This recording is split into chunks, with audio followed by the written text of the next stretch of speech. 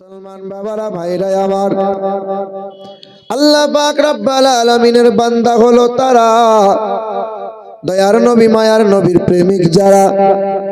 জি হ্যাঁ, আল্লাহ পাক রব্বুল আলামিন জানিয়ে দেন, ইয়া ইবাদ ইন্না আরদি ওয়াসিআতুন ফাইয়া ফাবুদুন। ইয়া ইবাদ লা খাউফুন আলাইকুমুল ইয়াওমা ওয়ালা আনতুম তাহজানুন। আমার বান্দা হলো তারা, সুখে দুঃখে আমি আল্লাহকে স্মরণ করে যারা।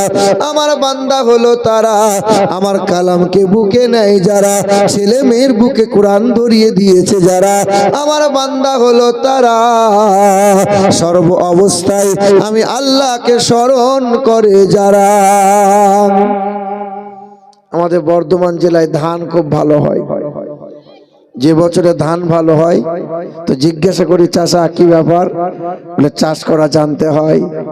চাষ করেছি বলে ফলন ভালো হয়েছে, পরের বছরে আল্লাহ পোকা দিয়ে শেষ করে দিয়েছে।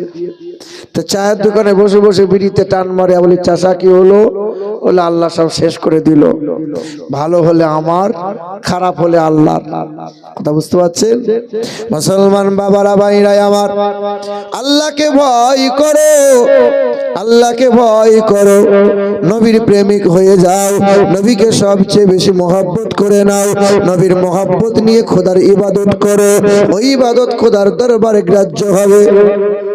এ মুসলমান সোনার টুকরো বন্ধুরা আমার, শুধু মানুষেরা, আল্লাহ পাক রব্বুল আলামিন আসমানটাকে বানাইলেন, জমিনটাকে বানাইলেন, রং বেরঙের পাখি দান করলেন, আল্লাহ চন্দ্র সূর্য বানাইলেন, যত যা কিছু বানাইছেন সব কিছু মানব জাতির সেবার জন্য নিয়োজিত করলেন।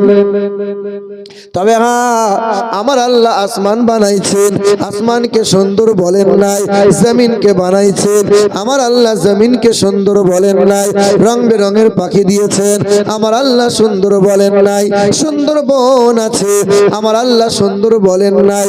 হ্যাঁ মুসলমান সোনার টুকরো বন্ধুরা, আমার আল্লাহ পাক রব্বুল আলামিন কোরআন পাকে 4 বার শপথ করে বলেন, ওয়াতিন ওয়াজাইতুন ওয়া তুরি সিনিন ওয়া হাযাল বালাদিল আমিন। কোরআন পাকে 4 বার শপথ করে বলেন, আমি আল্লাহ পাক রব্বুল আলামিন বড় সুন্দর করে মানুষ বানাইলাম।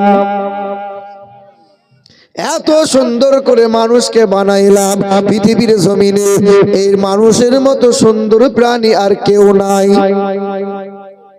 আমার আল্লাহ পাক আদমকে যখন বানাতে চাইলেন, ফেরেশতারা বিপক্ষে দাঁড়িয়েছিল, আল্লাহ আদম আপনি বানাবেন না, মানুষ বানাইয়ে ঝামেলা আর বাড়াইয়েন না। কিন্তু মহান মালিক এই মানুষের পক্ষে দাঁড়িয়ে বলেছিল, ইন্নী আ'লামু মা লা তা'লামুন, আমি যা জানি এ ফেরেশতা তোমরা তা জানো না। আল্লাহ পাক রব্বুল আলামিন আদর করে মানুষ বানাবেন, আর ফেরেশতারা বাধা দিয়ে বলেছিল, আল্লাহ মানুষ বানাবেন না। কেন মানুষ বানাবেন না?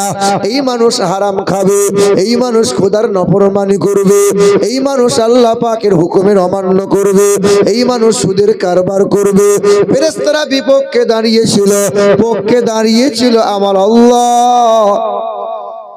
সকাল থেকে বাপ ছেলের জন্য সুনাম করে, এলাকায় আমার ছেলের মতো ছেলে নাই, এই এলাকায় একটাই মাত্র আমারই ছেলে, একটা ছেলে আমার, এর দ্বিতীয় হবে না। এই ছেলে 2 মাস পরে যদি কোদালের মেয়ের হাত ধরে নিয়ে রাতের বেলায় পালিয়ে যায়, বাপের ইজ্জত থাকবে না যাবে? এ বাপ সোনার টুকরো বন্ধুরা, আমার আল্লাহ যার পক্ষ নিয়েছিল আর আল্লাহ পাক যার সুনাম করে দিল, ফেরেশতারা বাধা দিল। এই মানুষ যখন খোদার নাফরমানি করে, এই মানুষ যখন আল্লাহ পাকের হুকুমের অমান্য করে, এই মানুষ যখন আল্লাহকে বুড়ো আঙুল দেখায়, এ মুসলমান সোনার টুকরো বন্ধুরা আমার, শুধু মানুষেরা, আল্লাহ পাক এই মানুষের ব্যবহারে অসন্তুষ্ট হবেন না, খুশি হবেন? বাবাজিরা মায়েরা আমার, আমরা মানুষ, তবে স্বভাবগুলো গরু ছাগলের নিয়েছি। আল্লাহ পাক বলেন ইসাব্বিহু লিল্লাহি মা ফিস সামাওয়াতি ওয়া মা ফিল আরদ, আকাশের চন্দ্র বলো, সূর্য বলো, এই গ্রহ নক্ষত্র বলো, আর জমিনে যত প্রাণী আছে, যত প্রাণী দেখতে পাও, সব প্রাণীরা আমি আল্লাহ পাকের নামে তাসবিহ করে। যত দেখতে পাও বা যত দেখতে পাও না, আসমানের প্রাণীগুলো, জমিনের প্রাণীগুলো, দরিয়ার মাঝে যত প্রাণী আছে, সবাই আমার নামে জিকির আজকার করে। যার জন্য এত কিছু বানাইলাম, এই মানুষ শুধু ফাঁকি মারে। গরু ছাগলটা ফাঁকি মারে না।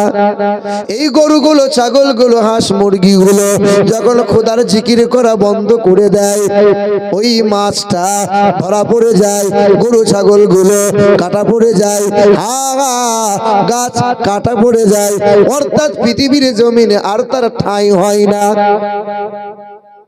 এই মানুষ যখন আল্লাহর জিকির করে না, মানুষ খোদার ইবাদত করে না, ফেরেশতারা বলে আল্লাহ একে আর রাখবো না, ব্যবস্থা করি। আল্লাহ বলেন বারবার সুযোগ দাও, ওরে যারে আদর করে বানাইলাম, মানুষের মতো সুন্দর কাউকে বানাই নাই, সুযোগ দাও, ওকে বিছানায় ফেলে দিও না, ওকে মেরে দেওয়া লাগবে না। যার জন্য আল্লাহ জান্নাত বানাইলেন, মানুষ গরু ছাগলের জন্য জান্নাত আল্লাহ বানান নাই। সারা রাত যদি গরুটা ছাগলটা জিকির আজকার করে সুবহানাল্লাহ সুবহানাল্লাহ, বলেন তো বাপ কয়টা নেকি পাবে? নেকি নাই। কারণ গরু ছাগলের জন্য জান্নাত নাই, জান্নাত মানুষের জন্য। এই গরু ছাগলকে পেশাব করে পানি নিতে হয়, গরু ছাগলকে বসে বসে পেশাব করা লাগে, গরু ছাগলকে রাতের বেলায় যৌন মিলনের পরে ফরজ গোসল করতে হয়। গরু ছাগল বৈধ অবৈধ বোঝে না, না পাক পাক বোঝে। গরু ছাগল ন্যায় অন্যায় এসব বিচার করার ক্ষমতা আছে। কথা বলে না এ মুসলমান সোনার টুকরো বন্ধুরা, আমার শুধু মানুষেরা, আব্বা জান ভাই জানেরা, পৃথিবীর জমিনে যত গরু আছে ছাগল আছে, তারা বৈধ অবৈধ বোঝে না, দেখেও দেখতে পায় না, যা শুনেও শুনতে পায় না। আপনার ঘরে গরু আছে, ছাগল আছে, এই গরু ছাগলের কান ধরে 3 ঘন্টা বয়ান করবেন, এ গরু 10 দিনের জন্য শ্বশুর বাড়ি যাব। ঘরে ঘাস আছে, খড়কুটো আছে, সময় মতো 3 বেলা খাবার খাবে, ঘরের পিছন দিকে বাথরুম আছে, 2 বেলা বাথরুম যাবে, 10 দিন পরে বাড়ি আসবো। আপনার গরুর কান ধরে যদি 3 ঘন্টা বয়ান করা হয়, গরু কি শুনবে? ও শুনেও শুনতে পায়। খাসিটা জবাই হয়েছে, একটা খাসি দড়ি দিয়ে ঝোলানো আছে, খাসির চামড়াগুলো কাটা হয়, মাংস কাটা হয়, ফিচকিরি দিয়ে রক্ত বেরিয়ে যায়, অপর খাসিটা মহা আনন্দে গাছের পাতা চিবায়। ও জানে না এরপরে ওর টিকিট আছে, ও দেখেও দেখতে পায় না, শুনেও শুনতে পায় না। গরু ছাগলকে বৈধ অবৈধ বিচার করা লাগে না, ওদের বিরোধ শক্তি নাই। এ দুনিয়ার মা ও বোনেরা, পৃথিবীর মানুষ আমরা হারাম খাই, সুদের কারবার করে, ছেলের বিয়েতে পড়লে এই সমাজ, এই নোংরামগুলো সমাজের মানুষ দেখতে পায় না। কিছু কিছু সমাজের মানুষ আছে বলে কিয়াম দরুদ চলবে না, সুদ চলুক অসুবিধা নাই, হারাম চলুক অসুবিধা নাই, তোমার আমার ঘরের ছেলেগুলো মাঝে মধ্যে বোতল টানুক অসুবিধা নাই, ওরা হলো গরু ছাগল, জানোয়ারের চাইতে খারাপ। বলে হুজুর এমন কথা বলে দিলে? বলে না, কোরআন বলেছে ওয়ালাকাদ জারআনা লিজাহান্নামা কাসীরাম মিনাল জিন্নি ওয়াল ইনস লাহুম কুলুবুন লা ইয়াফকাহুনা বিহা ওয়া লাহুম আ'ইনুন লা ইউবসিরুনা বিহা ওয়া লাহুম আযানুন লা ইয়াসমাউনা বিহা উলাইকা কাল আনআম। বুঝেও বোঝে না যারা, বিবেক আছে বোঝে না, দেখেও দেখে না যারা, চোখ আছে দেখে না, শুনেও শোনে না যারা, কান আছে শোনে না, ওরা 4 পায়ে গরু ছাগলের চাইতে খারাপ। তোমার আমার ঘরের ছেলেগুলো দাঁড়িয়ে দাঁড়িয়ে পেশাব করে পানি নেয় না, ওটা মানুষ হতে পারে না। গরু ছাগল একদিকে খাবার খায়, ওই দিকে বার করে দেয়। তোমার আমার ঘরের কত মানুষ রয়েছে বাবা, এই দিকে খাবার খায় আর ওই দিকে বার করে। ডান হাতে গরম বিড়ি আর বাম হাতে নরম বিড়ি, লজ্জাও লাগে না, শরম লাগে না? এরা মানুষের খাতায় পড়তে পারে না। গরু ছাগল যত বড় হয় বাপ মাকে ভুলে যায় আর মা বাপ চেনে না। গরু ছাগল যত বড় হয় আর বাপ মাকে খেতে পড়তে দেয় না। পাইকমারি গ্রামে কত জানোয়ার আছে, যত দিন যায় বিবিকে নিয়ে সুখে সংসার করে, বাপ মাকে খেতে পড়তে দেয় না। তারা এক নম্বরের বিশাল হলো জানোয়ার, তারা মানুষ হতে পারে না। মাফিকুল সাহেব তাকে মানুষ বলবে, আমিরুল ইসলাম তাকে মানুষ বলবে না, কুরআন তাকে মানুষ বলে না।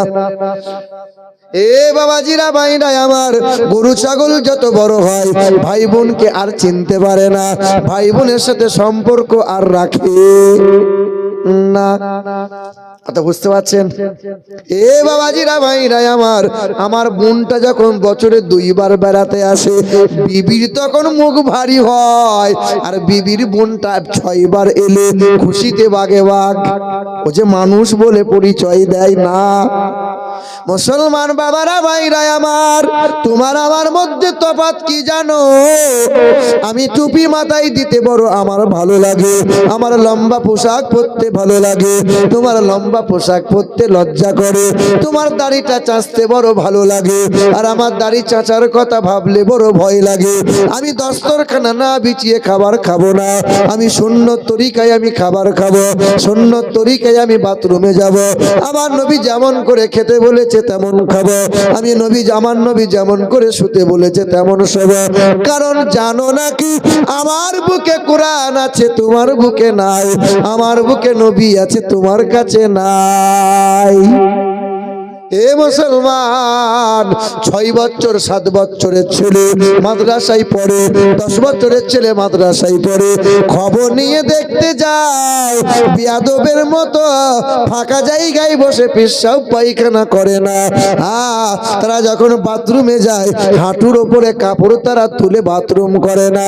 তোমার আমার মানুষগুলো যখন বাথরুম করে লুঙ্গিটা কাঁধে উঠিয়ে নেয়, পিছন দিয়ে কোনো মানুষ যদি দেখে নেয় সুন্দরবন দেখা যায়। হ্যাঁ, একটাও তো সুন্নত তরিকা নাই।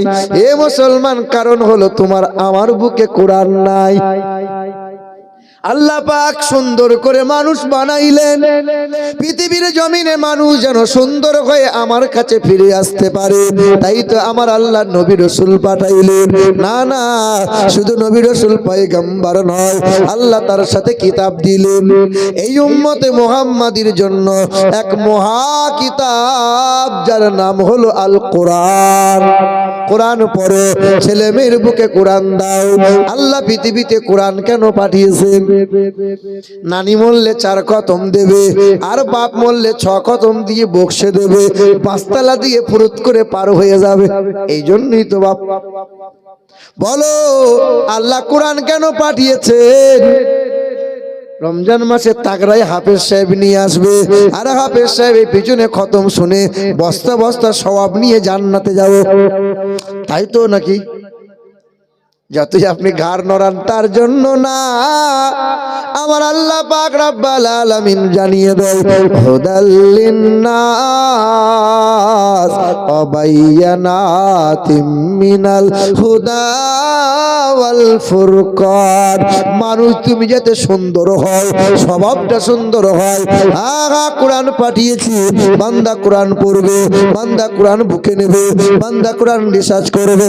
আরবিতে পারো না বাংলায় অনুবাদ পড়ো, কাঞ্জুল ঈমান পড়ো, ইংরেজিতে পড়ো, যে ভাষাই পড়ো কোরআন বুকে নাও আর জীবনটাকে সুন্দর করে নাও।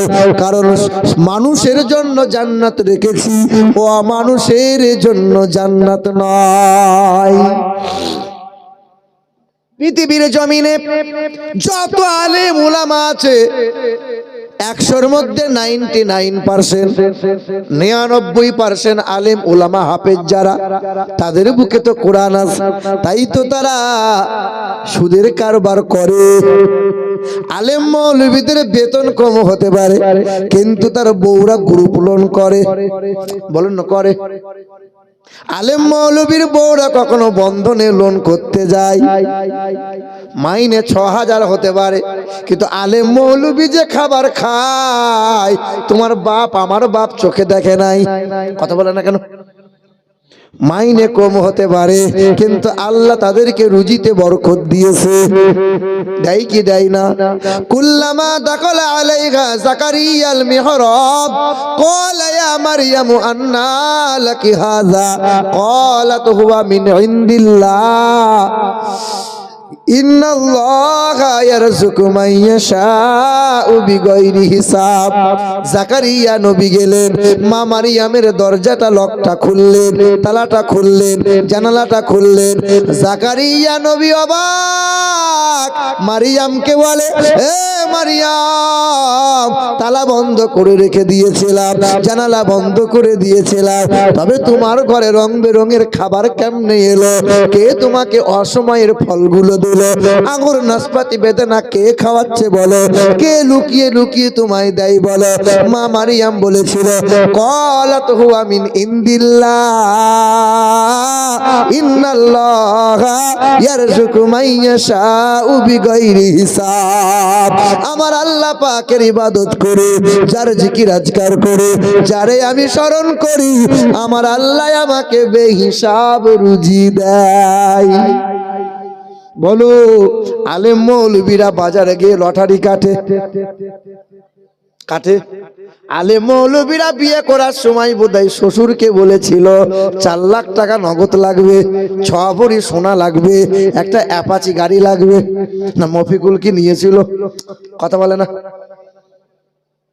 হ্যাঁ হ্যাঁ, আলেম মৌলবীরা নেবে না, কারণ হলো বুকে কোরআন আছে, হাদিস আছে, নবীর মহব্বত অন্তরে পয়দা হয়েছে। না মুসলমান সোনার টুকরো বন্ধুরা, এই কোরআন বুকে নিয়ে কত শত হিন্দুরা, কত শত পণ্ডিতেরা, কত শত বামুনেরা কালেমা পড়ে নিল, একজন আল্লাহর ওলি বান্দা হয়ে গেল। খবর তো জেনে থাকবেন, ওই মালদা ডিস্ট্রিক্টে পুকুরিয়া বলে একটা থানা, পুকুরিয়া, ওই থানার আন্ডারে বাড়ি। বামুনের ছেলে ফোন দিল, হুজুর আপনার নাম নাকি আমিরুল ইসলাম? জি হ্যাঁ, চতুর্বেদী। লোকে সব বলে, আমি কিন্তু জানি না চতুর্বেদী আবার কি। বলতে বলতে প্রচার হয়ে গেছে, নিজেও বলি চতুর্বেদী। আমাকে বামুনের ছেলে প্রশ্ন করে, হুজুর আপনার নাম আমিরুল ইসলাম? জি হ্যাঁ। আপনার বাড়ি বর্ধমান? জি। বলে আপনার আমি ওয়াজগুলো শুনি, বড় ভালো লাগে, তবে আপনার সাথে আমার কিছু বিষয়ে আলোচনা আছে। থাকতেও পারে। আমি বললাম অসুবিধা নাই, বাড়িতে এসো। সকালবেলায় হঠাৎ করে ইন্টারসিটি ট্রেন ধরে দুপুরের সময় বাড়িতে হাজির হলো। ওই ছেলেটাকে আমাকে প্রশ্ন করে, হুজুর আপনারা যে নবী নবী নবী নবী করেন, বলেন তো নবী মুহাম্মদের কথা কতবার বেদ পুরাণে লেখা আছে? আমি বললাম যজুর ঋক্ অথর্ব 4 বেদে কম বেশি 71 বার বলা হয়েছে দয়ার নবী মুহাম্মদ রাসূলুল্লাহর গুণগান। নবীর নাম এসেছে 71 বার, তবে মোহাম্মদ মোহাম্মদ বলে বলা হয় নাই।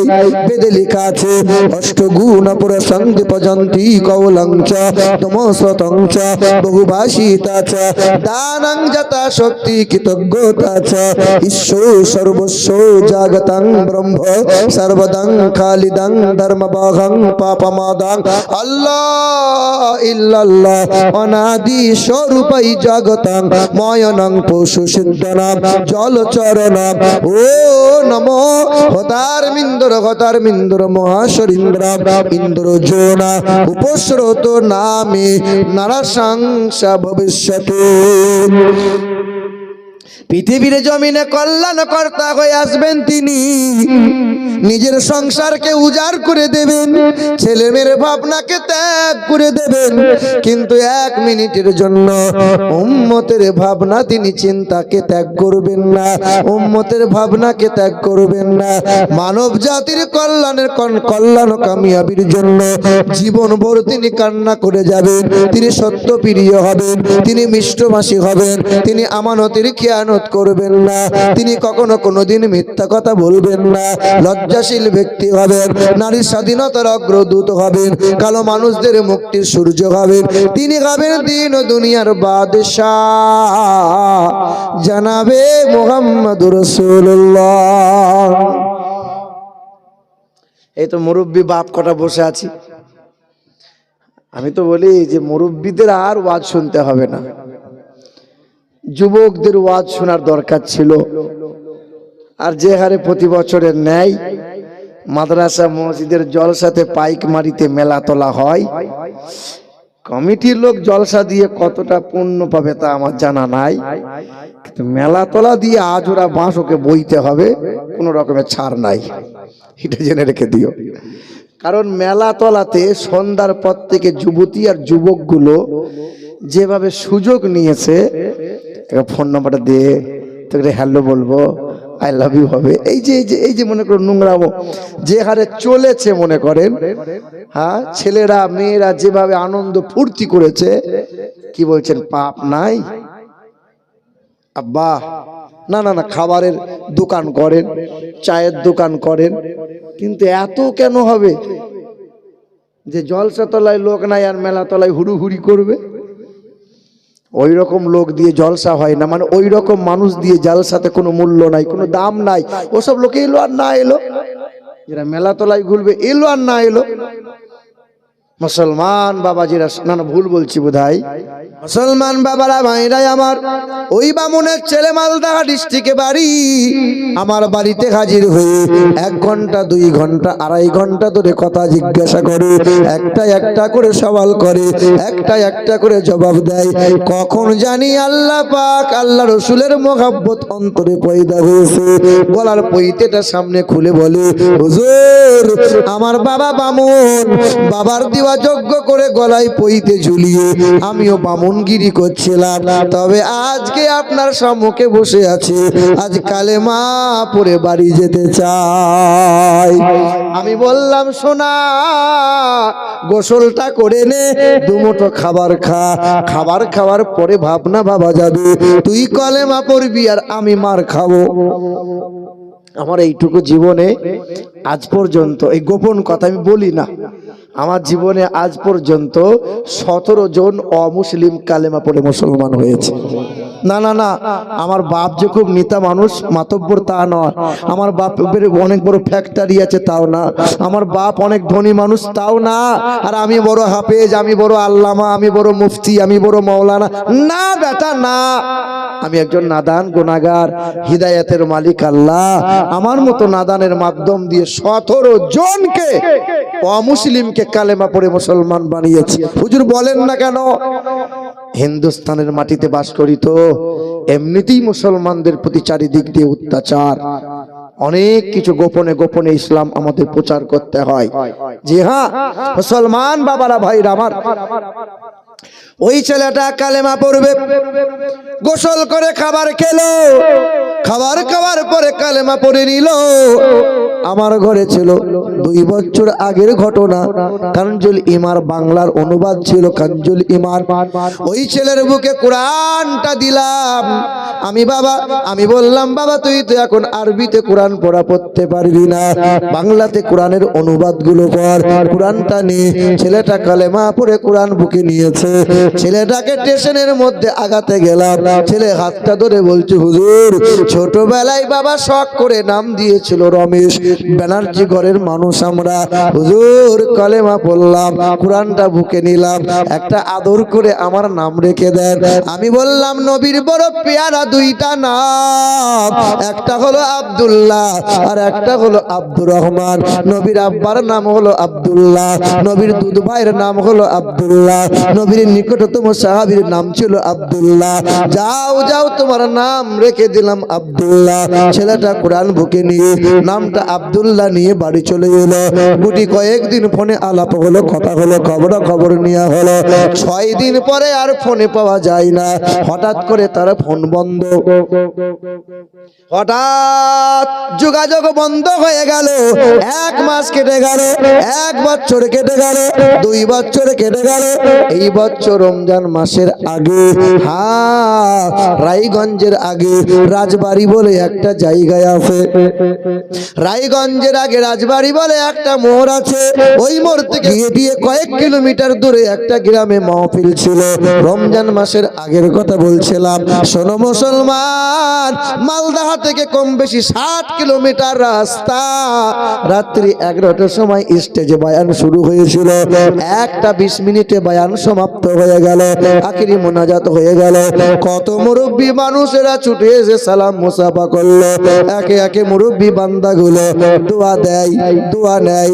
হাসতে হাসতে মুরব্বী বান্দাগুলো বাড়ি যায়। তবে উঁচু জায়গায় বসা, বারবার নজরটা যেন ওই প্যান্ডেলের ডান দিকে চলে যায়।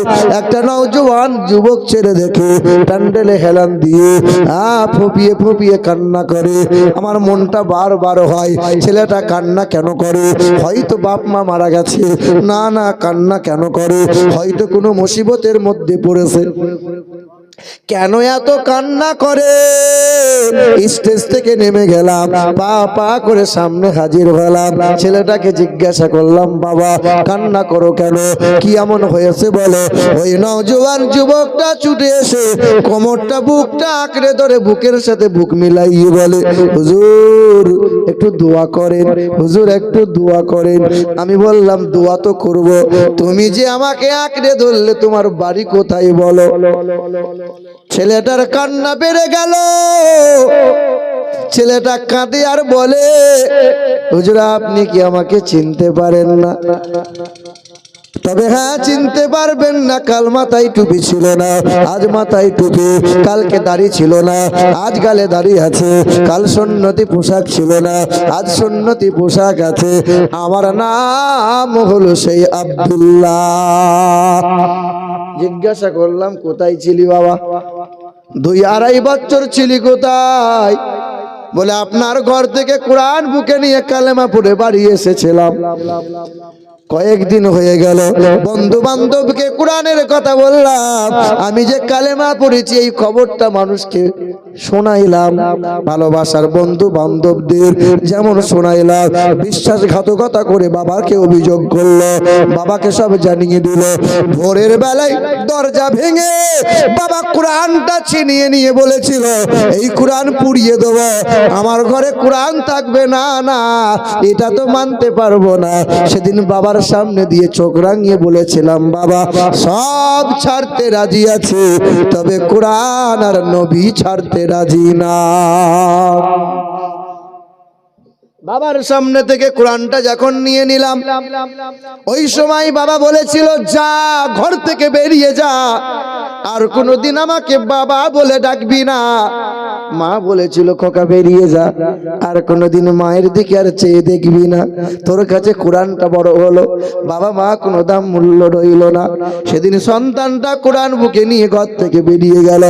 ভাই বোন আর কেউ কাছে আসলো না, বন্ধু বান্ধব কেউ কাছে রইল না। ওই নওজোয়ান কাঁদে আর বলে, 3 কিলোমিটার দূরে রাস্তার ধারে তিরপল টাঙাইয়ে করে ঘর বানাইলাম। সারাদিন দোকানে দোকানে পানি উঠাইয়ে দি, কাজ করে করে দি, 2 মুঠো খাবার পাই। রাত হয় দিন হয়, সারা রাত ধরে কোরআন পড়ি, তাহাজ্জুদের নামাজ পড়ি। অযথা রাত নষ্ট করি না, সময় নষ্ট করি না।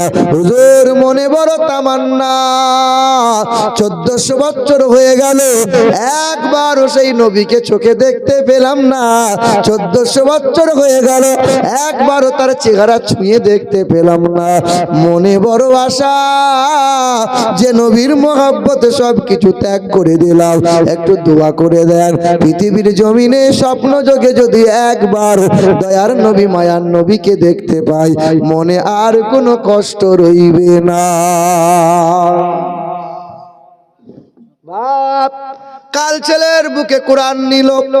কোরআন নেওয়ার পরে আজ আল্লাহ পাকের খাস নবীর প্রেমিক উম্মত হয়ে গেল। বলো তুমি আমি কেন পারবো না? মুসলমান বাবারা ভাইরা আমার, কথাই কথা ভিড়ে যায়। উত্তর ভারতের মথুরার বৃন্দাবনে বিখ্যাত মন্দির আছে, 300 বিঘা জমির মধ্যখানে দাঁড় করানো। ওই মন্দিরের নাম ছিল দেবাশীর মন্দির। ওই মন্দিরে পূজারী হয়েছিলেন তিনি ডক্টর শিবশক্তি সরোদজি। অক্সফোর্ড বিশ্ববিদ্যালয় থেকে 12টা ভাষায় এমএ করা ব্যক্তি ছিলেন তিনি। হিন্দু সমাজের মানুষেরা তাকে ভগবান বলে সম্মান করত। হাজার হাজার ভক্ত ছিল তার। একদিন দিল্লির বিমানবন্দরে বসা হঠাৎ করে দেখতে পাই একটা বিমান থমকে গেল। বিমানের সিঁড়ি খুলে দেওয়া হলো। কিছু টুপিওয়ালা দাড়িওয়ালা মানুষ পা পা করে নেমে আসলো। এই বামুনটা সামনে গিয়ে জিজ্ঞাসা করে, বাবা আপনারা কারা বাবা? বলে আমরা হলাম হাজী সাহেব, মক্কা মদিনা থেকে আসছি বাবা। হাতে কি? বলে পানির জার, ক্লিন পানি। এই দেশে কি পানি নাই? বলে এটা সাধারণ কোনো পানি নয়, এটা হলো জমজমের পানি। পৃথিবীর 1 নম্বরে পানি সেটা হলো জমজমের পানি। পৃথিবীর 1 নম্বরের শহর হলো মদিনা তুল মনোয়ারা। পৃথিবীর 1 নম্বরের মহাপালবান হলো শেরে খোদা মাওলায় আলী। পৃথিবীর 1 নম্বর বিশ্বাসী ব্যক্তি হলেন, নবী ব্যতীত 1 নম্বর বিশ্বাসী তিনি হলেন হযরতে আবু বকর সিদ্দিক। পৃথিবীর 1 নম্বরে পাহাড় হলো সাফা আর মারওয়া পাহাড়। পৃথিবীর 1 নম্বরে শহীদ হলো ইমামে হুসাইন রাদিয়াল্লাহু তাআলা আন। ওই বামুনটা বলল, ও হাজী সাহেব জমজমের পানি কি দেওয়া যাবে? বলে নেন, অসুবিধা নাই, পান করার জন্যই তো নিয়ে যাচ্ছি, আপনি নেবেন তো নেন। একটু পানি দিয়ে বোতলের মধ্যে পানিটা ভরে নিলেন, দিল্লির বড় ল্যাবে নিয়ে গেলেন, পরীক্ষা করতে দিলেন। বাবা পরীক্ষা করে দেখো। পরীক্ষা যেমন করতে দেয়, 10 বার পরীক্ষা করার পরে ডক্টররা বলেছিল, ও ব্রাহ্মণ বাবাজি পৃথিবীর জমিনে এত পানি পরীক্ষা করলাম, সব পানিতে কিছু না কিছু বিন্দু জীবাণু পেলাম, তবে এমন একটা পানি আজকে পরীক্ষা করলাম যে পানিতে বিন্দু মাত্র কোনো জীবাণু নাই। বামুনটার মনে মনে চিন্তা উদয় হলো, এতদিন আজান হলে কানে আঙ্গুল দিয়ে চিপে ধরতাম যেন আজানটা কানে না ঢুকে যায়। এতদিন দাড়িওয়ালা টুপিওয়ালা দেখলে পরে ঘৃণা করতাম। এই ভারতের জমিনে মন্দির আছে অসুবিধা নাই, গির্জা আছে অসুবিধা নাই, কিন্তু মসজিদ গুলো নিয়ে 1 শ্রেণীর বড় অ্যালার্জি।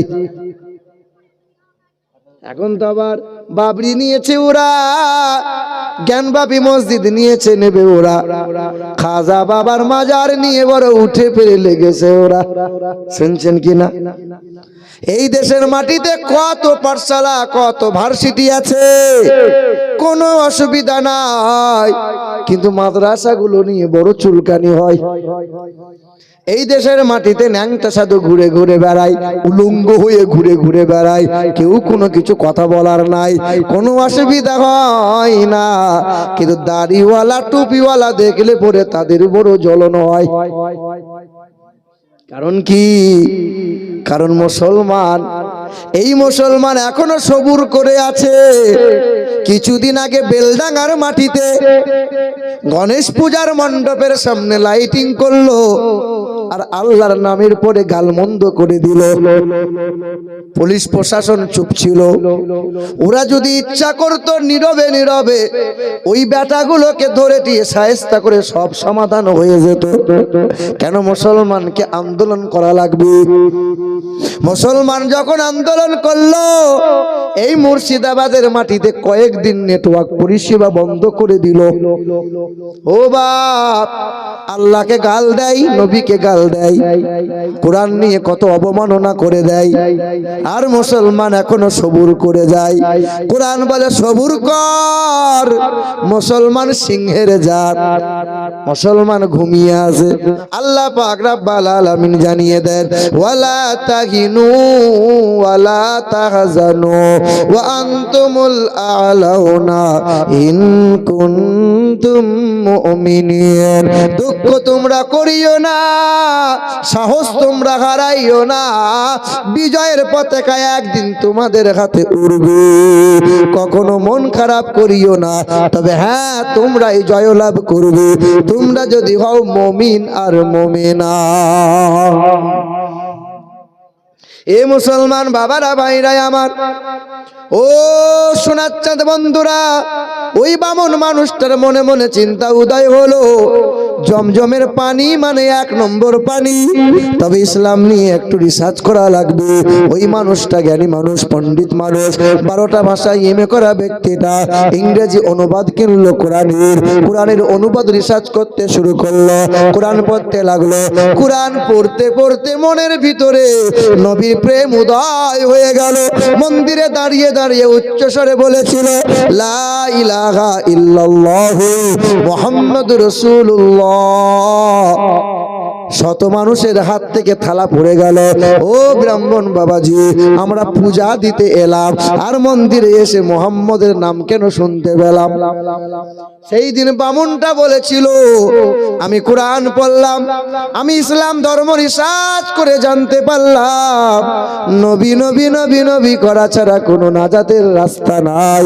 লা ইলাহা হরুতি পাপম ইল্লু ইলহা পরমপদম জন্ম বৈকুণ্ঠ পরবাপ ইনতীত জপি নামে মোহাম্মদান ইথং কৌলগত প্রায় জানিষু পরধর্মনি ধর্মাত্মনাই সাতেন ভগবান বতরিষ্যতি। যে কোনো ধর্মের হও না কেন নবী নবী করো, সর্ব জায়গায় তুমি কল্যাণ পাবে। আর ওই মহান প্রতিপালকের ইবাদত করো, যে মহান স্রষ্টা কখনো খাই না, কখনো ঘুমাই না, তার কোনো বিবি নাই, বাচ্চা নাই, তিনি কখনো সংসার করেন না, তিনি কখনো জন্ম নেন নাই, তিনি কাউকে জন্ম দেন নাই, তিনি হবেন আকাশ জমিনের মালিক, তিনি হবেন বিশ্ব ব্রহ্মাণ্ডের মালিক। কে কে বলো? হিন্দুদেরকে জিজ্ঞাসা করো এই ব্রহ্মাণ্ডের মালিক কে? ওরা বলবে ব্রহ্মা। আরে ব্রহ্মার তো বিবি ছিল, তার নাম ছিল লক্ষ্মী। কেউ বলবে ভগবান, আরে ভগবানের তো বিবি আছে, তার নাম ভগবতী। কেউ বলবে ঈশ্বর, কেউ বলবে মহেশ্বর, কেউ বলবে বিষ্ণু। আরে ওরা সংসার করেছিল। আমার আল্লাহ এমন একজন আল্লাহ যিনি কখনো খান না, ঘুমান না, সংসার করেন না, তার সমতুল্য সমকক্ষ কেউ হতে পারবে? তখন ওই মানুষগুলো মন্দির থেকে বার করে মারতে শুরু করলো। এত মারা মারে, এত মারা মারে, গোটা দেহে রক্তে লাল হয়ে গেল। রক্ত মাখা চেহারা নিয়ে কোরআনটা বুকে নিয়ে পা পা করে দরজার সামনে দাঁড়াইলো। বাবার নাম ছিল মহান্তন প্রতং দাস দাস, মায়ের নাম ছিল ভানুমতি কর, বিবির নাম ছিল শ্রদ্ধা দেবী, একমাত্র কন্যা, কন্যার নাম ছিল অক্সপরা। সবাই অবাক হয়েছে, দেখে বাবা বলে খোকা অক্সফোর্ড বিশ্ববিদ্যালয় থেকে 12টা ভাষায় এমএ করালাম, ডক্টরেট করালাম, আজ রক্ত মাখা চেহারা নিয়ে দরজার সামনে কেন দাঁড়িয়ে? সেই দিন কোরআনটা উঁচু করে ধরে বলেছিল বাবা, কারণ কোরআনের বন্ধু হয়েছি আমি, নবীর গোলাম হয়েছি আমি, আজ তো মার খেতে হবে। পৃথিবীর জমিনে সাহাবা যারা ছিল মার খেয়েছিল, রক্ত দিয়েছিল, জীবন দিয়েছিল তারা, অথচ নবীর প্রেম কখনো মিশতে দেয় নাই। সেই দিন বাবা অবাক নয়নে বলেছিল খোকা তুমি 12টা ভাষায় এমএ করা ব্যক্তি হয়ে কোরআন বুকে নিলে, কালেমাটা পড়ে নিলে, আমিও কালেমা পড়তে চাই। বাবাও কালেমা পড়ে, মাও কালেমা পড়ে, বিবিও কালেমা পড়ে, কন্যাও কালেমা পড়ে, সবাই কালেমা পড়ে নিল, কোরআন বুকে নিল, ইমানদার হয়ে গেল। এলাকার মানুষ অপদস্থ করলো, এলাকা থেকে ওই বান্দাগুলো বেরিয়ে গেল, ওই এলাকা থেকে মুমিন বান্দাগুলো বেরিয়ে গেল। আল্লাহ পাকের ইবাদত করে, পরহেজগার অবলম্বন করে, একজনা কোরআন বুকে নিয়ে আল্লাহর ওলি বান্দা হয়ে গেল। পৃথিবীতে বহু মানুষ চেষ্টা করেছিল এই কোরআনের ভুল বার করব, এই কোরআন পৃথিবী থেকে মুছে দেব। বলো, পৃথিবীর কোন নেতা মন্ত্রীরা যদি সব কোরআনগুলোকে নিয়ে আগুনে পুড়িয়ে দেয়, পৃথিবী থেকে কোরআন কি হারিয়ে যাবে? পৃথিবী থেকে সব কোরআন যদি জড়ো করে নদীতে ভাসিয়ে দেয়, কোরআন কি শেষ হয়ে যাবে? যদি আগুন লেগে ধ্বংস হয় পৃথিবীর সব বইয়ের দোকান, আরে বিশ্ব থেকে হারাবে না পবিত্র কোরআন। বলো কেমন করে করবে ধ্বংস, বলো কেমন করে করবে ধ্বংস তোমার আগুনের তেজ। আরে বিশ্বে ভরা লক্ষ লক্ষ আছে কোরআনের হাফিজ। কেউ হারাতে পারবে? কেউ মুছে দিতে পারবে? ওই তোমাদের মতো একজন মহিলা, তার নাম ছিল লরেন বুথ, খ্রিস্টান ধর্মের অনুসারী, আমেরিকা দেশে বাড়ি। তার মনে বড় ইচ্ছে ছিল আমি 1 নম্বরে ভাইরাল লেখিকা হব, বিশ্বে বড় সুনাম অর্জন করব। এই দেখেন আমার বাপতুল্য মানুষ হাজী সাহেব, এ মুসলমান শিক্ষিত মানুষ যারা জানবে তারা আমেরিকা দেশের বিখ্যাত লেখিকা লরেন বুথ কি করেছিল? পুরোহিতরা বলেছিল এক কাজ কর, কোরআনের ভুল বার করে দে, পৃথিবীতে সবাই তোরে মাথায় করে নিয়ে নাচবে। ওই মহিলা ন্যাংটা পোশাক নিয়ে বাম হাতে করে উঁচু করে সাংবাদিক সম্মেলনে দাঁড়িয়ে ক্যামেরার সামনে রেকর্ড করে দিয়েছিল। ওই মহিলা বলেছিল এই কোরআন কোরআন, মুসলমানরা গর্ব করে, মুসলমানরা বলে কোরআনে কোনো ভুল নাই, কোরআনে কোনো ত্রুটি নাই। এই কোরআনের ভুল বার করে পৃথিবীর জমিনে কোরআনের মান ইজ্জত শেষ করে দেব, মুসলমানদের নাম নিশানা মুছে দেব। সম্ভব? সম্ভব? কারো দ্বারা সম্ভব না। ওই মহিলা কোরআনটা নিয়ে চলে গেল, কোরআন পড়লো, কোরআন পড়তে পড়তে একবার দুইবার পরে ওই কোরআনটা 2 বছর পরে আবার সাংবাদিক সামনে ক্যামেরার সামনে হাজির হলো। ক্যামেরার সামনে যখন হাজির হয়েছিল সাংবাদিকরা বলেছিল ম্যাডাম কোরআনের কোন জায়গায় ভুল বার করলে বলো। ওই দিন মহিলাটা কোরআনটা বুকে নিয়ে কোরআনটা চুমা দিয়ে পড়ে নিয়েছিল লা ইলাহা ইল্লাল্লাহু মুহাম্মাদুর রাসূলুল্লাহ। বলে কারণ কি? তুমি তো 2 বছর আগে ন্যাংটা পোশাক পরেছিলে, জিন্সের প্যান্ট পরেছিলে, পেটটা বার করে এসে কোরআনটা বাঁ হাতে নিয়েছিলে, আজকে কোরআনটাকে চুমা দাও কেন? কোরআনটা নিয়ে কলেমা পড়লে কেন? ওই মহিলা বলে পৃথিবীতে অনেক গান আছে, একবার পড়ি 2 বার পড়ি, একবার 10 বার গাওয়া হয়, ওই গানটা পুরাতন হয়। পৃথিবীতে অনেক কবিতা আছে, বিদ্রোহী কবি কাজী নজরুলের কবিতা 5 বার 10 বার পরে পুরাতন হবে। কবি জসিমউদ্দিনের নকশিকাতা 5 বার 10 বার পরে পুরাতন হয়ে যাবে। বিশ্বকবি নোবেল জয়ী রবি ঠাকুরের কবিতা 1 বার 10 বার পরে পুরাতন হয়ে যাবে। তবে আমি এই কোরআনটা পড়েছিলাম, 1 বার 2 বার পড়লাম, 5 বার পড়লাম, মনে মনে হলো আর কোরআন পড়ব না।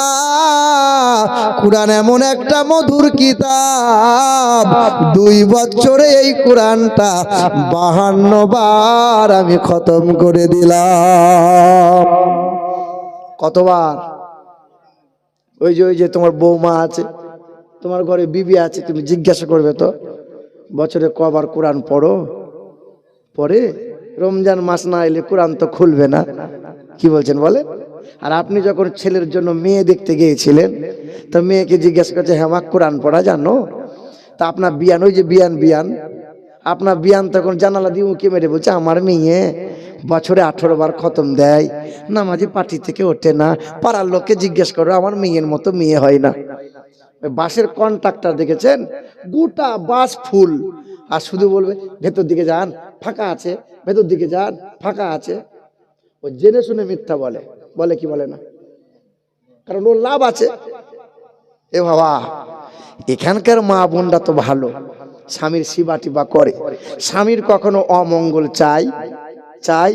শোনো, 100-র মধ্যে 98টা পুরুষ হার্ট অ্যাটাক করে মারা যায়। কারণ কি? ওই মহিলাদের অত্যাচারের কারণে। শুনেছেন আজ পর্যন্ত যে মহিলা হার্ট অ্যাটাক করেছে? শুনবেন না। হার্ট অ্যাটাক করে কারা মারা যায়? পুরুষ মানুষ। কেন? ওর অত্যাচার, ওর জ্বলন এত পরিমাণে মানসিক অত্যাচার করে, সহ্য করা যায় না। জাহান্নামে ভিড় কেন এত বেশি? নবী বলছেন ওরা কৃতজ্ঞতা স্বীকার করে না। স্বামী যত ভালো পোশাক দিক, স্বামী যত ভালো খাবার দিক, কোনো সময় স্বামীর নাম করবে না, কথায় কথায় বাপের নাম। তুমি কি খাওয়াইছ? আমার বাপ 4 কেজি ওজনে কাতলা মাছ খাইয়েছে। যতই আপনি দেন, আপনার নাম জীবনে করবে না। কি বলছেন বলেন? এবছরে বুঝলেন হাজি সাহেব, এবছরে নানির বাড়ি গিয়েছিলাম। নানা নানি তো নাই, খালারা আছে, মামিরা আছে, তো দান সাদকা করতে হয় আত্মীয়দের আগে, আত্মীয়দের আগে দান করতে হয়। তো রমজান মাসে গেছি, তো দেখছি একদল মহিলা দাঁড়িয়ে আছে। আমি, খালা কি ব্যাপার? বলছে বাপ ওই যে 1000 করে দিচ্ছে না মমতা খালা, তুলতে গিয়েছিলাম। এদিকে তো মহিলারা পাই 1000 করে পাই না, ওই যে ইয়ের ভান্ডারের গো। হ্যাঁ হ্যাঁ, তো তা বলছে বাপ মমতা খালা কিন্তু ভুল করছে। কিরকম? বলে আমি পাচ্ছি 1000, জরিনার মা পাচ্ছে 1000, সালমার মা পাচ্ছে 1000, কিন্তু কুদালের মা 2000 করে পায়। এটা কি মানা যায়? আমি বলছি খালা, কোদালের বাপ যে মরে গেছে, বেদবা ভাতায় 1000, আর ওই দিকে পাবে 1000। তখন আমার হাতটা ধরে বলছে বাপ মুর্শিদাবাদে যাচ্ছিস, মালদা, দিনাজপুর, কোচবিহার, জলপাইগুড়ি, দেশ বিদেশি করছিস, বাবা একটু দোয়া করতে পারছিস না? কিসের দোয়া? দোয়া করে দে যেন উলাউটো ওই বুড়ো যেন মরে যায়। তাই আমি বলছি আল্লাহ আল্লাহ আস্তাগফিরুল্লাহ। কি বলছো খালা? বলছে বাপ ও বুড়োটাকে রেখে আর কি লাভ, ও যদি মরে যায় তো বসে বসে 2000 পাবো। কথা বুঝতে পারছেন? এদিকের মা খালারা তো এইরকম লয়, এরকম না। ও তারা কোনোদিন ও মহিলাটা মনে মনে ভাবছে সাপে খেকো কোথা থেকে এলো রে, এর মাথায় বাজ কেন পড়ে না? এ বাবা, আমার মা বোনেরা, এখানকার মা বোনরা ভালো। নবী আমার বলেন ওয়াল মারআতু ইযা সাল্লাত খামসাহা ওয়া সামাত সাহরাহা ওয়া হাসানাত ফারজাহা ওয়া আতাত যাওজাহা ফালতাদখুল মিন আই আবওয়াবিল জান্নাতি শাআত। যে মহিলার 4 গুণ ভালো, 5 ওয়াক্ত নামাজ পড়ে, ওই মহিলা রমজান মাসে রোজা রাখে, ওই মহিলা স্বামীর সেবা করে, স্বামীকে তুইতকারি করে না, স্বামীকে ভাষা খারাপ করে না, স্বামীকে আঙুল তুলে কথা বলে না, স্বামীর সেবা করে। আর 4 নম্বর হলো ওই মহিলা বেহায়াই চলে না, মাথা খুলে পেট বার করে আজারে বাজারে যায় না। এই 4 গুণ যে মহিলা ভালো করে নেয়, জান্নাতের 8টা দরজা আল্লাহ খুলে দেবে, যে কোনো জায়গা দিয়ে ওই মহিলা জান্নাত চলে যাবে। এ মা বোনেরা, ওই লরেন বুথ লেখিকা কি বলেছিল? এই কোরআনটা 5 বার 6 বার পড়লাম, মনটা হয়েছিল কোরআন পড়বো না, তবে পড়তে পড়তে পড়তে পড়তে 2 বছরে 52 বার আমি খতম করলাম। এই মহিলা বলেন কোরআন পড়ে আমি জানতে পারলাম, নবীজির আদর্শের কথা জানতে পারলাম, নবীর চরিত্রের কথা জানতে পারলাম, ইসলামকে খুঁজে পেলাম। তাই তো আমি মুগ্ধ হয়ে গেলাম, কালেমা পড়ে ইমানদার হলাম, মাথায় কাপড় নিল, পর্দাশীলা হয়ে গেল, নামাজ পড়া শুরু করে দিল। তাহাজ্জুদের নামাজ আর কাজা করে না। আমার ঘরের মা বোনেরা কেন নামাজ কেন পড়ো না? ও মা, নামাজ পড়ো, ছেলে মেয়েদের বুকে কোরআন দাও, কারণ জানো মাটি ভালো হলে গাছ ভালো হয়, গাছ ভালো হলে ফলনটা ভালো হবে, মা বাপ যদি ভালো হয় বাচ্চা ভালো হবে, বাপ মা যদি নেককার হয় বাচ্চা আল্লাহওয়ালা হবে, মা যদি সিরিয়াল ওয়ালি হয়, মা যদি বেনামাজি হয়, বাপ যদি বেনামাজি হয়, বাপ যদি গাঁজাখোর হয়, ওর বাচ্চাটা বড় হয়ে বাপের কাছে বিড়ি চেয়ে খাবে, আব্বা একটা বিড়ি দাও আব্বা। ছেলেটা বড় হয়ে বাপকে শালা বলে ডাকবে। ছেলে কখনো বাপকে শালা বলে? হ্যাঁ বলে, বলে। ওই অমানুষগুলো বলে, যে বাপগুলো ছেলে মানুষ করতে পারে নাই। এ মুসলমান বাবারা, ভাইরা আমার, ও সোনামণি মা ও বোনেরা, পৃথিবীর জমিনে আল্লাহ পাক যারে সবচেয়ে সুন্দর বানাইলেন নবী মুহাম্মদুর রাসূলুল্লাহ। মহাত্মা গান্ধী মারা গেছে, মহাত্মা গান্ধী মৃত্যু হওয়ার 16 দিন আগে উনি একটা চিঠি লিখে লিখলেন। ওই চিঠি ব্রিটিশ মিউজিয়ামে রাখা হলো। ভারতের ইতিহাস এইরকম অহরহ গোপন করে দেওয়া হলো। ওই মহাত্মা গান্ধী মৃত্যু হওয়ার 16 দিন আগে বললেন, পৃথিবীর জমিনে অনেক মনি ঋষির জীবনী পড়লাম, আমি গুরু নানকের জীবনী পড়লাম, মহাবীরের জীবনী পড়লাম, বালক ব্রহ্মচারীর জীবনী পড়লাম, আমি গৌতম বুদ্ধের জীবনী পড়লাম, আমি আব্রাহাম লিঙ্কনের জীবনী পড়লাম, লেনিনের জীবনী পড়লাম, যিশুর জীবনী পড়লাম। তবে হ্যাঁ, বিশ্বের মহান নেতা জানাবে মুহাম্মদুর রাসূলুল্লাহর জীবনীটা পড়ে জানতে পারলাম পৃথিবীর জমিনে এত সুন্দর মনি ঋষি, এত সুন্দর মহামানব পৃথিবীর জমিনে দুইটা নাই। এত সুন্দর ব্যক্তি পৃথিবীতে আর দুইটা নাই। বাবারা ভাইরা আমার, ওই দয়ার নবী মায়ার নবীকে আল্লাহ সবচেয়ে বেশি মোহাব্বত করেন। আর নবী মায়ার নবী হাবিবে কিবরিয়া সব থেকে যারে মায়া করেন, মোহাব্বত করেন, তিনি তারা হলো এই গুনাহগার উম্মতি যারা। আমাদের উলামারা জলসাতে বলে যে আগেকার নবী পয়গম্বররা দোয়া করেছিল যে আল্লাহ নবী না হয়ে আখিরি নবীর যদি উম্মত হতে পারতাম। ঠিক না ভুল বলে?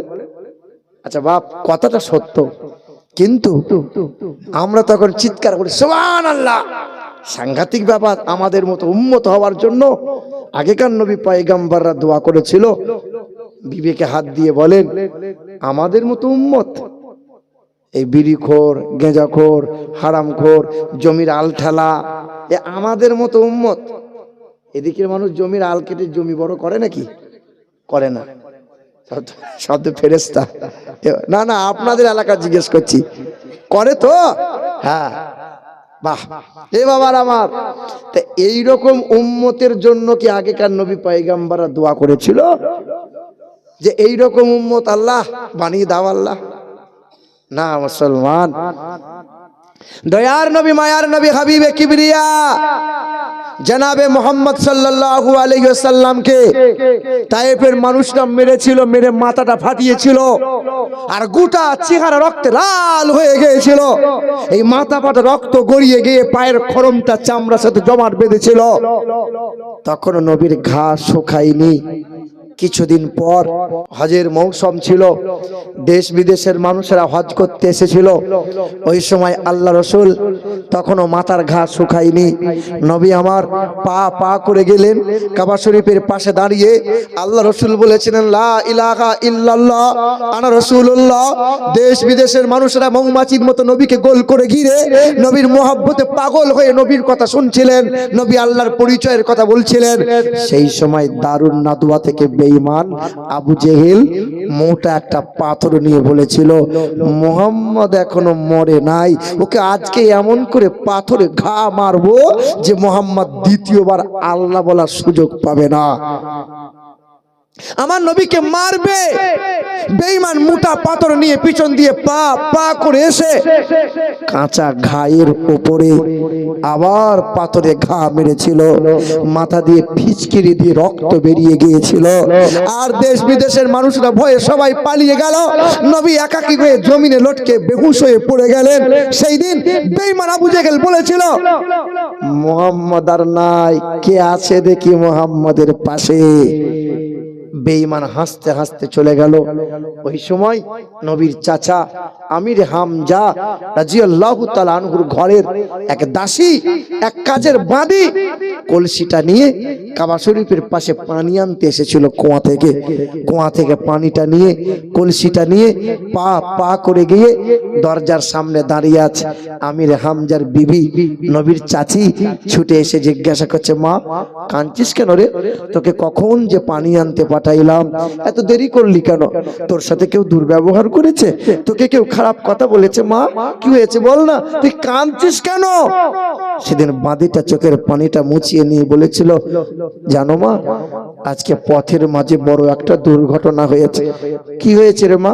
কি হয়েছে বল না, কি হয়েছে রে? বলে যার বাপ নাই, যার আব্বা বলে কেউ নাই, যার দাদু বলে কেউ নাই, যার আম্মা বলে কোলে তোলার মতো কেউ নাই, সেই সন্তানটাকে এমন করে মেরেছে। সচকে দেখলাম, মনে হলো যেন ওই সন্তানটা মারা গেছে। কার কথা বলছিস রে মা? ওই যে আপনাদের বংশের রক্ত, তার নাম মুহাম্মাদুর রাসূলুল্লাহ। আমি রেখাম যা দ্বিপহরের সময় ঘোড়ার লাগামটা বেঁধে দিয়ে পা পা করে এসে ঠান্ডা পানিতে হাত মুখটা ধুয়ে ছুটে এসে দরজার কাছে আওয়াজ করে বলেছিল, বিবি। দরজাটা আদর করে খুলে দিয়েছে, খাবারের তারা সামনে দিয়েছে। আমি রেখাম যা শুকনো রুটি আর সবজি নিয়ে মুখের মধ্যে যেমন তুলতে যাবেন, সেই সময় আমির হামজার বিবি নবীর চাচি মুখে কাপড়টা আড়াল দিয়ে ঝরঝর করে ফুঁপিয়ে ফুঁপিয়ে কান্না করেছে। আমির হামজা খাবারটা নামিয়ে জিজ্ঞাসা করছে, বিবি তুমি কাঁদছো কেন? আমি কি তোমার সঙ্গে কখনো খারাপ ব্যবহার করেছি? তুমি কি আমার সংসারে কখনো অভাব পেয়েছো? কি হয়েছে বলো না, তুমি এইরকম করে কাঁদছো কেন গো? সেদিন বিবিটা ছুটে এসে আমির হামজার ডান হাতটা এরকম করে জড়িয়ে ধরে বলেছিল, জানো তোমার সংসারে আমি কোনোদিন কষ্ট পাইনি, তোমার সংসারে কোনোদিন আমি ব্যথিত হইনি, তোমার সংসারে আমি কখনো কোনোদিন কষ্ট পাইনি, কোনোদিন আমি তোমার কাছে কান্না ও চোখের পানি দেখাই নাই। আজ কেমন কলজেটা ফেটে যাচ্ছে। কি হয়েছে বলো না? বলে জানো আমার দিদি তো ঘরের ছেলে গো, তার আব্বা 6 মাসে চলে গেল, 6 বছরে মা গেল, 8 বছর 2 মাস 10 দিনে তার দাদুটা চলে গেল। জানো তার যদি আজকে আব্বা থাকতো না, তোমাদের আর লাগতো না। ছুটে এসে তার আব্বা ছেলেকে বুকের মধ্যে কলিজার মধ্যে ভরে নিত। তার আপন দাদু যদি আজকে হায়াতে থাকতো, ছুটে এসে সন্তানটাকে বলতো, ভাই আমি তোমার পাশে আছি, কোনোদিন তাকে কেউ আঘাত করতে পারতো না। তোমাদের মনে একটু মায়া হয় না বলো? কি হয়েছে বলো না? জানো না তোমাদেরই তো সন্তান, সে আব্দুল্লাহর ছেলে, যার নাম মুহাম্মদ সাল্লাল্লাহু, তাকে এমন করে মেরেছে বেঈমান আবু জেহেল নাকি তার নাম। আমার বাঁদিটা সকালবেলায় খবর দিয়ে গেছে, মনে হয় যেন ছেলেটার বেঁচে নাই। জানো আমার খুব কষ্ট হচ্ছে, তোমার অনুমতি পাইনি বলে আমি ঘর থেকে বেরোতে পারি নাই। তুমি একটু যাও না, ছেলেটাকে একটু আমার ঘরে নিয়ে এসো না, যাও। আমির হামজা ঘোড়ার পিঠে লাগাম টেনে ধরে দৌড়ে চলে গেলেন। বেঈমান বৈঠকখানায় বসে আনন্দ করছে। দারুন নাদওয়া থেকে আমির হামজা আবু জেহেলের চুলের মুঠি ধরলেন আর বেঈমান আবু জেহেলকে দিওয়ালে পাথরে ঘা মারলেন। বেঈমান আবু জেহেলের মাথাটা ফেটে গেল, ফিচকিরি দিয়ে রক্ত বেরিয়ে গেল। আমির হামজা বলল, শোন আবু জেহেল, এরপরে কখনো কোনোদিন যদি আমার নবীর প্রতি এতটুকু আঁচড় দিয়েছো, হয় সূর্যটা সেই দিন তোমার জন্য উঠবে, না হয় সূর্যটা আমার জন্য উঠবে। আমির হামজা ওয়ার্নিং দিয়ে পা পা করে ছুটে এসে আমার রাসূলকে খুঁজছেন। তখন আমার রাসূলকে নিয়ে কাবা শরীফের ভিতরে এক সাহাবীর উরুতে নবী মাথা রেখে শুয়ে আছেন, রক্তগুলো মুছছেন, পোশাক ছিঁড়ে কাপড় ছিঁড়ে রক্তগুলো মুছছেন আর নবীর মাথার উপরে একটু হাওয়া করছেন। এমন সময় কানে কানে বলছেন, ইয়া রাসূলুল্লাহ, সবাই যখন আপনাকে ভুলে যায়, আপনার চাচা আমির হামজা তখন আপনাকে ভুলে যায়নি, আপনার তারাশে আপনার কাছে এসেছে, আপনি ওঠেন। আল্লাহ রাসূল উঠে বসলেন। চাচার কথা শুনে মনটা যেন বড় হয়ে গেল। সেদিন আমির হামজা ছুটে এসে বলছেন, আব্বা খুব কষ্ট হচ্ছে বলো, আব্বা খুব কষ্ট হচ্ছে বলো। সেদিন আল্লাহ রাসূল বলছেন, চাচা আপনি আমাকে খুব ভালোবাসেন বলেন? বলে হ্যাঁ। তোমার আব্বু নেই বলে তুমি আমাকে একবার আব্বু বলো না। সেদিন আল্লাহ রাসূল বলেছিলেন, চাচা আমি আপনাকে আব্বু বলবো, কারণ তুমি আমার চাচা। চাচা তুমি আমাকে এত ভালোবাসো যে বিবির চোখের পানি মুছিয়ে দেওয়ার জন্য ছুটে আমার কাছে এলে, আর বেঈমান আবু জেহেলকে মেরে তুমি আমাকে সান্ত্বনা দিতে এলে। বলে চাচা তুমি আমাকে এত ভালোবাসো? বলে আমি তোমাকে ভালোবাসি। বলে চাচা এই ভালোবাসা দিয়ে হাসরের ময়দানে যে তুমি নাজাত পাবে না চাচা। চাচা তুমি আজকে আমার হাতে হাত দাও, শপথ গ্রহণ করো, কালেমা পড়ে নাও। চাচা নবীর হাতে হাত দিলেন, কালেমাটা পড়লেন, শপথ গ্রহণ করলেন। সেদিন আল্লাহ রাসূল মুচকি হেসে বলেছিলেন, চাচা হাসরের কঠিন ময়দানে আমি তোমার হাতটা ধরে হাসতে হাসতে জান্নাতে নিয়ে যাব। চাচা শুনুন, মৌখিক ভালোবাসা দিয়ে নাজাত পাওয়া যায় না, মৌখিক ভালোবাসা দিয়ে খোদার দিদার পাওয়া যায় না, নবীর দিদার পাওয়া যায় না। ভালোবাসা মোহাব্বত অন্তর দিয়ে হওয়া লাগবে। আল্লাহ পাক বলেন, ওয়ামা আতাকুমুর রাসূলু ফাখুযুহু ওয়ামা নাহাকুম আনহু ফান্তাহু। যারা নবীর মোহাব্বতের দাবিদার খুব ভালো করে শুনে নাও, পৃথিবীর জমিনে যদি কল্যাণ কামিয়াবি হতে চাও, আমি আল্লাহ পাক রব্বুল আলামিন জানিয়ে দিই, মা আতাকুমুর রাসূলু ফাখুযুহু ওয়ামা নাহাকুম আনহু ফান্তাহু। আমার নবী তোমাদেরকে যা যা দেয় তা তোমরা গ্রহণ করে নাও, নবী যা ছাড়তে বলে তা তোমরা ছেড়ে দাও, নবী তোমাদেরকে যে পথে চলতে বলে সেই পথ গ্রহণ করে নাও। এক কথায় নবী যা দেয় গ্রহণ করো, নবী যা নিষেধ করে তা ত্যাগ করো, সবচেয়ে অধিক নবীকে মোহাব্বত করো। নবী আমার বলেন, মান আহাব্বা সুন্নতি ফাকাদ আহাব্বানি ওয়া মান আহাব্বানি কানা মাইয়া ফিল জান্নাহ। যে আমার সুন্নতকে ভালোবাসে, আমি যেমন করে খেতে বলেছি উম্মত তেমন করে খাবার খায়, আমি যেমন করে শুতে বলেছি উম্মত তেমন করে শোয়, আমি যেমন করে হাসতে বলেছি উম্মত তেমন করে হাসে, আমি যেমন বাপ মাকে ভালোবাসতে বলেছি উম্মত তেমন করে বাপ মাকে ভালোবাসে, আমি যেমন করে ভাই বোনের সাথে সম্পর্ক রাখতে বলেছি উম্মত তেমন করে ভালোবাসে, আমি যেমন করে বাথরুম যেতে বলেছি উম্মত তেমন করে যাই, আমি যেমন করে মসজিদ যেতে বলেছি উম্মত তেমন করে যাই।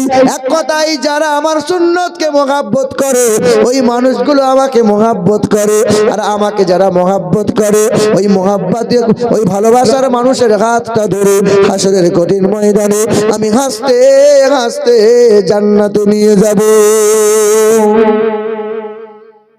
এ মুসলমান বাবারা ভাইরা আমার, ওই যে বেঈমান আবু জেহেল, আবু জেহেলের নামটা আসলেই তার আবু জেহেল নাম ছিল না কর্মদোষে নাম হয়েছিল আবু জেহেল?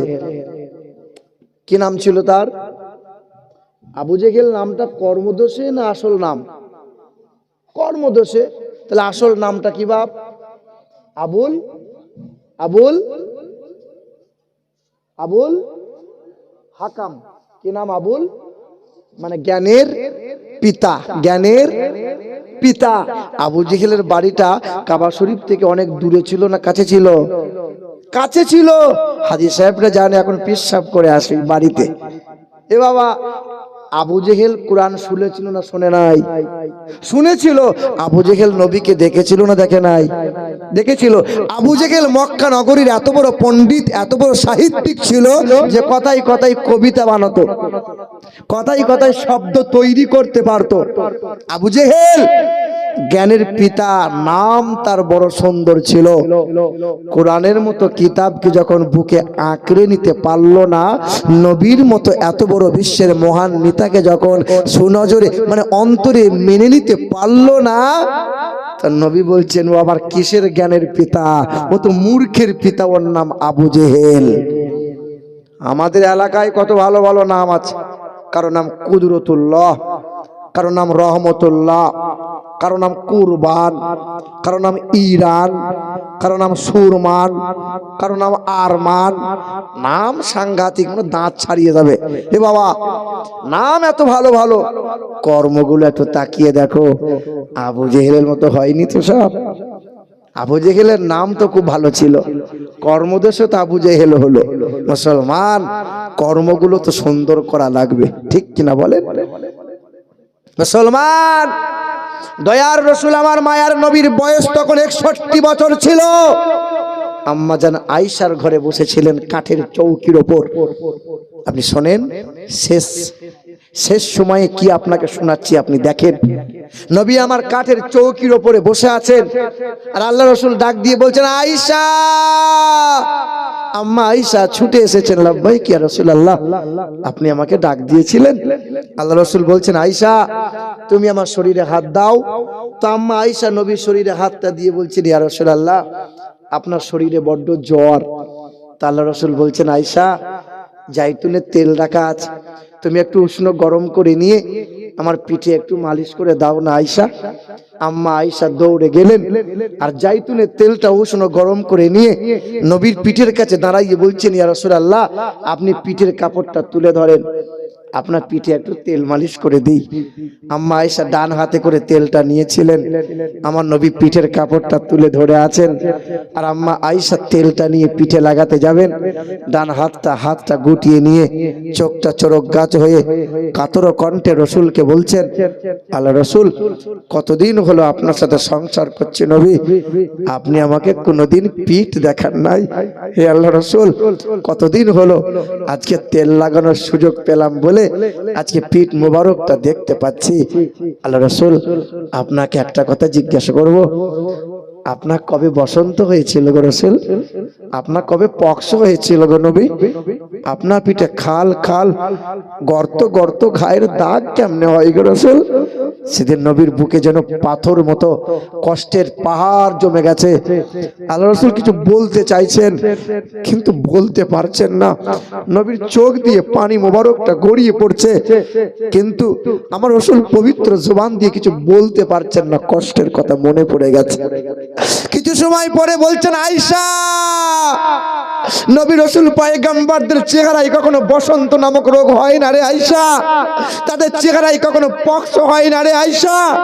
তুমি শোনো নাই বলো, তুমি শোনোনি 10 বছর আগে তায়েফের নিষ্ঠুর মানুষেরা আমাকে এমন করে পাথর ছুঁড়ে ছুঁড়ে আঘাত করেছিল যে পাথরের আঘাতে গোটা পিঠ চাল চাল হয়ে গিয়েছিল, পাথরের কোণাগুলো দেহের মাংসের মধ্যে বসে বসে গিয়েছিল, আর আসমানের জিবরাইল ফেরেশতা আমাকে আদর করে কোলে তুলে নিয়ে ওহদের পাহাড়ের চূড়ায় নিয়ে গিয়েছিল, আর ওহদের পাহাড়ের চূড়ায় নিয়ে গিয়ে বলেছিল, ওহদ পাহাড় আজকে আমার নবীকে তোর কোলে একবার শোয়াবো, একটু নরম বিছানা হয়ে যায় না? সেদিন জিবরাইল ফেরেশতা আমাকে ওই ওহদ পাহাড়ের চূড়ায় শুইয়েছিলেন, ওহদ পাহাড়ের চূড়া সমতল নরম হয়েছিল, আর আল্লাহ রাসূলের সামনে সেদিন জিবরাইল ফেরেশতা বলেছিলেন, ইয়া রাসূলুল্লাহ আপনার খুব কষ্ট হচ্ছে বলেন?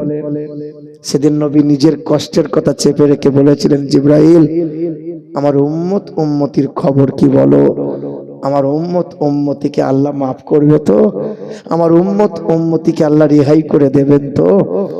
হে আয়েশা এই পিঠের দাগগুলো মুছে যাবে না আয়েশা? পিঠের দাগ মুছে যাবে না আয়েশা? কাল যখন হাসরের ময়দান হবে, আমার আল্লাহ পাক যখন আমার এই উম্মতের বিচার করবে, কোন উম্মতের পাপীর বিচার করতে করতে আল্লাহ কহার হয়ে যাবেন মালিকের সামনে, আমি আমার পিঠটা দেখাবো।